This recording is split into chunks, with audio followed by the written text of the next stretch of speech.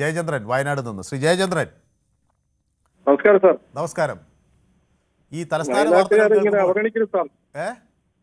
വയനാട്ടുകാരെ ഇങ്ങനെ അവഗണിക്കരുതെന്ന് പറയാം. നമ്മൾ ഒരുപാട് പ്രാവശ്യം വിളിച്ചിട്ട് ഇതുവരെ പൊതുവേദിയിൽ നമുക്കൊരു അവസരം കിട്ടിയില്ല. അതെന്താ കിട്ടാതെ പോയത്? എന്താ വിളിച്ചിട്ട് ഇന്നുവരെ കിട്ടുന്നില്ല, അതുകൊണ്ടാണ്. അത് ശരി. അപ്പൊ അത് പല ആളുകൾക്കും വിളിച്ചിട്ട് കിട്ടുന്നില്ല എന്നുള്ള ഒരു പരാതിയുണ്ട്. കാരണം നിരവധി ആളുകൾ ശ്രമിക്കുന്നുണ്ടല്ലോ. ചിലര് പല നമ്പറുകളിൽ നിന്നും പലരൊക്കെ കൂട്ടായൊക്കെ വിളിച്ച് കിട്ടുന്ന, സ്ഥിരം അങ്ങനെ കിട്ടുന്നവർക്ക് കിട്ടുന്നുണ്ട്. ഏതായാലും ഞാൻ അതിനൊരു പരിഹാരം കാണണമെന്ന് വിചാരിക്കുന്നുണ്ട്. പുതിയ ആളുകൾക്ക് ഒരു പ്രത്യേക നമ്പർ ഇടാൻ പറ്റുമോ എന്നൊക്കെ ഞങ്ങൾ ഇങ്ങനെ ആലോചിക്കുന്നുണ്ട്, പല വഴികൾ. ഏതായാലും അങ്ങ് വയനാട്ടിൽ എവിടെ നിന്നാണ് വിളിക്കുന്നത്? ഞാൻ വയനാട് കൽപ്പറ്റ കൈനാട്ടി എന്ന് പറഞ്ഞ സ്ഥലത്താണ് താമസം. വയനാട്ടുകാരനാണ്, കൽപ്പറ്റക്കാരനാണ്. അവിടെ എന്ത് ചെയ്യുന്നു? ഞാൻ ചെറിയ ബിസിനസ് ഒക്കെ ആയിട്ട് അങ്ങനെ പോകുന്നു. എന്ത് ബിസിനസ്? ലോട്ടറിന്റെ ബിസിനസ് ആണ്. അപ്പൊ അതിന്റെ കോടീശ്വരനായി മാറാൻ കഴിവുള്ള ആളാണ്. അതെ. അപ്പൊ ഇന്നത്തെ കഥകൾ കേൾക്കുമ്പോ വയനാട്ടുകാർക്ക് എന്താ തോന്നുന്നത് ശ്രീ ജയചന്ദ്രൻ? തിരുവനന്തപുരത്തെ കഥ കേൾക്കുമ്പോ വയനാട്ടുകാർക്ക് നമ്മളിപ്പോ എല്ലാം കൈവിരൽ തുമ്പിലാണല്ലോ സാർ എല്ലാ കാര്യങ്ങളും. നമുക്ക് എല്ലാ കാര്യങ്ങളും അപ്പൊ അറിയാൻ കഴിയുമല്ലോ, പണ്ടത്തെ പോലെ അല്ലല്ലോ. ഇപ്പൊ ശ്രീലേഖ മാഡം ഒരിക്കലും അങ്ങനെ പറഞ്ഞില്ല എന്നാണ് എനിക്ക് തോന്നുന്നത്. അതായത് അവിടെ ജയിച്ചു വന്നു കഴിഞ്ഞാൽ എനിക്ക് അവിടുത്തെ മേയർ ആവണം എന്ന് ശ്രീലത മാഡം പറഞ്ഞതായിട്ട് എനിക്കറിവില്ല. പിന്നെ അതോടൊപ്പം തന്നെ നമ്മളെ ഞാൻ ഇതിന്റെ തുടക്കത്തിൽ കാണിച്ചത് മേയറാക്കാം എന്ന് പറഞ്ഞാണ് മത്സരിപ്പിച്ചത്. മേയറാക്കാൻ ആരും പറഞ്ഞില്ല സാർ. മേയറാക്കാൻ ആരും പറഞ്ഞതായിട്ട് എന്റെ അറിവിലില്ല. ഞാനൊരു എളിയ പ്രവർത്തകനാണ്. ഞാൻ കുറെ കാലമായിട്ട് പാർട്ടിയിലും എല്ലാം വർക്ക് ചെയ്തുകൊണ്ടിരിക്കുന്ന ഒരു പ്രവർത്തകനാണ്. പക്ഷേ വൈസ് പ്രസിഡന്റ് ആണ് അവര്. നിങ്ങൾ എളിയ പ്രവർത്തകനാണ്, അവര് വൈസ് പ്രസിഡന്റ് ആണ്. അല്ല, IPS എടുത്ത് അവര് ഇന്ന് റിട്ടയർഡ് ആയിട്ട് ഇപ്പൊ അടുത്ത് വന്നല്ലേ സാർ. പാർട്ടിയിൽ നിങ്ങളെക്കാൾ മുകളിൽ അവരല്ലേ വൈസ് പ്രസിഡന്റ്? അവരല്ലേ സംസ്ഥാന വൈസ് പ്രസിഡന്റ്? വൈസ് പ്രസിഡന്റ് ആയതുകൊണ്ടല്ലോ സാർ. എത്രയോ കാലങ്ങളായിട്ട് അവർക്ക് ഈ പാർട്ടിയിലും പ്രസ്ഥാനത്തിനും വേണ്ടി പ്രവർത്തിക്കുന്ന എത്രയോ ആൾക്കാരില്ലേ.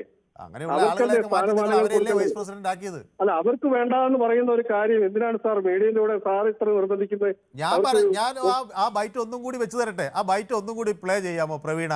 പോട്ടെ പുല്ലെന്ന് പറഞ്ഞ് ഇറങ്ങി പോകാൻ പറ്റില്ലല്ലോ എന്ന് ശ്രീലേഖ. അവരതുകൊണ്ടല്ല പോയത്. അവർക്ക് ഒരു ഫംഗ്ഷനിൽ പങ്കെടുക്കാൻ വേണ്ടി അവര് ഇറങ്ങിപ്പോയതാണ്. അല്ല, ഞാൻ ബൈറ്റ് പ്രവീണ ആ ബൈറ്റ് ഒന്നും കൂടി ഇട്ട് നമ്മുടെ പ്രബുദ്ധനായ രാജേഷ് കുറച്ച് ബെറ്റർ ആയിട്ട് മേയറായിട്ട് പ്രവർത്തിക്കാൻ പറ്റും, ആശാനാഥിന് കുറച്ചുകൂടെ നല്ലൊരു ഡെപ്യൂട്ടി മേയറായിട്ട് പ്രവർത്തിക്കാൻ പറ്റും എന്ന് കേന്ദ്ര നേതൃത്വത്തിന് തോന്നിയത് കൊണ്ടാണെന്നാണ് എൻ്റെ കണക്ക് കൂട്ടൽ. അങ്ങനെയാണെങ്കിൽ ഓക്കെ, ഞാൻ അംഗീകരിക്കുന്നു. എനിക്കതിൽ തർക്കമില്ല. കാരണം എല്ലാം മാറാമല്ലോ. നമ്മുടെ രാഷ്ട്രീയമാകുമ്പോൾ ഓരോരുത്തരുടെ താല്പര്യം അനുസരിച്ച് മാറാം. അപ്പൊ കേന്ദ്ര നേതൃത്വത്തിൽ നിന്ന് ഇങ്ങനെ ഒരു കാര്യം പറഞ്ഞു എന്ന് പറയുമ്പോൾ നമുക്കതിനെ എതിർത്ത് നിന്നുകൊണ്ട് ഓടാ എന്ന് പറഞ്ഞ് ഇറങ്ങി ഓടാൻ എനിക്ക് പറ്റില്ല. കാരണം എന്നെ ജയിപ്പിച്ച കുറെ ആൾക്കാർ ഇവിടെ ഉണ്ട്. അപ്പൊ ഒരു കൗൺസിലർ സ്ഥാനം എനിക്ക് കിട്ടിയത് കൊണ്ട്, അവരോടുള്ള ആത്മാർത്ഥത ഉള്ളത് കൊണ്ട്, കൂറുള്ളത് കൊണ്ട് 5 വർഷത്തേക്ക് കൗൺസിലറായിട്ട് എന്ന് പറഞ്ഞ് ഇറങ്ങി പോകാത്തത് ഈ നാട്ടുകാരോടുള്ള ഒരു പ്രതിബദ്ധത കൊണ്ടാണ്. അല്ല, നിങ്ങൾ കാണിച്ചത് ശരിയായത് കൊണ്ടല്ല എന്നാണ് അവർ പറഞ്ഞത്. അല്ല, അത് സാറ് അത് തെറ്റിദ്ധരിപ്പിക്കുന്ന രീതിയിലാണ്. അവർ പറഞ്ഞത് വളരെ കറക്റ്റ് തന്നെയാണ്. പോടാ പുല്ലേ എന്ന് പറഞ്ഞ് ഇറങ്ങി പോകാൻ പറ്റില്ല എന്ന് പറഞ്ഞത് അവരെ മനഃസ്ഥിതി വേറെയായിരുന്നു. അതായത് അവര് ആദ്യം പറഞ്ഞ സാറ് കേട്ടില്ലല്ലോ. ആദ്യം പറഞ്ഞ സാറിന് അറിയാലോ, ഇതേപോലെ മീഡിയയിൽ ഉണ്ടല്ലോ ആദ്യം പറഞ്ഞ കാര്യങ്ങൾ. വാഗ്ദാനം കിട്ടിയാണ് തന്നെ. അല്ല, ഞാൻ താഴെത്തട്ടിൽ നിന്ന് വന്ന ഒരാളാണ്. അപ്പൊ എനിക്ക് കൗൺസിലറായിട്ട് തന്നെ നിൽക്കണം, എന്നാലേ എനിക്ക് പൊതുജനങ്ങളുടെ ഇടയിൽ സ്വീകാര്യത ഉണ്ടാവുള്ളൂ, എനിക്ക് പ്രവർത്തിക്കാൻ പറ്റുള്ളൂ എന്ന് പറഞ്ഞിരുന്നു എന്ന് അവർ പറഞ്ഞോ? അല്ല, മേയറാക്കാൻ ആരും വാഗ്ദാനം കൊടുത്തില്ല. ഞാൻ ചോദിക്കുന്നത് അങ്ങ് പറയുന്നൊക്കെ ഞാൻ സമ്മതിച്ചു. ഞാൻ പറയുന്ന കൂടി അങ്ങ് സമ്മതിച്ചാൽ മതി. മേയറാക്കാം എന്ന് എനിക്ക് പിന്നീട് കേന്ദ്ര നേതൃത്വം ഇടപെട്ടാണ് മാറ്റിയതെന്ന് അവർ പറഞ്ഞോ? ഞാനിപ്പോൾ അത് അംഗീകരിക്കുന്നു. പോടാ പുല്ലേ എന്ന് പറഞ്ഞ് എനിക്ക് ഇറങ്ങി പോകാൻ പറ്റില്ല.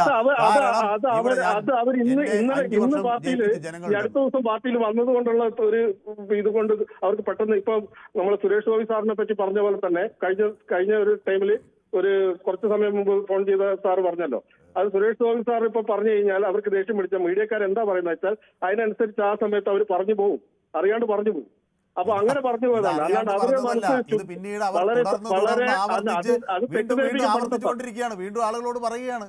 അതൊരിക്കലും തെറ്റിദ്ധരിപ്പിക്കപ്പെടണ്ട. കാരണം അവരൊരിക്കലും ഒരു തെറ്റിദ്ധാരണയുമില്ല. ഇത് തുടരെ താഴെത്തട്ടിൽ നിന്ന് അവർ പ്രവർത്തിക്കാൻ ഇപ്പോൾ അവര് ആദ്യം പോലെ അവര് പ്രവർത്തിക്കുന്നത്. സംസ്ഥാന വൈസ് പ്രസിഡന്റ് താഴെ തട്ടി പ്രവർത്തിക്കുന്ന ആളാണോ? സംസ്ഥാനത്തെ രണ്ടാമത്തെ ആളാണ്. കൗൺസിലർ സ്ഥാനം എന്ന് പറഞ്ഞാൽ എവിടെയാ സാർ? കൗൺസിലർ അല്ലല്ലോ, പാർട്ടിയിൽ അവർ മോൾത്തട്ടിലല്ലേ, നിങ്ങളെക്കാൾ മുകളിലല്ലേ? ആയിക്കോട്ടെ, പിന്നെ ആയിക്കോട്ടെ. പിന്നെ താഴെ തട്ടിൽ എന്ത് പ്രവർത്തനം? മേൽത്തട്ടിലാണ് പ്രവർത്തനം.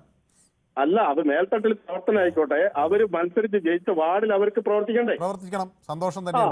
അപ്പൊ അവിടുത്തെ ജനങ്ങൾ പഠിച്ച് രാഷ്ട്രീയം എന്താണെന്ന് അവർ പഠിച്ചു തന്നാൽ ചിലപ്പോ അടുത്ത MLA സംസ്ഥാന വൈസ് പ്രസിഡന്റ് ആക്കി വെച്ചിരിക്കുന്നു. അടുത്ത MLA മന്ത്രിയായി മാറട്ടെ. അതല്ലേ പറയുന്നത്. കഴിവുള്ള ആളുകൾ നിങ്ങൾ പാർട്ടി ജയിപ്പിക്കുകയാണെങ്കിൽ സന്തോഷം തന്നെ.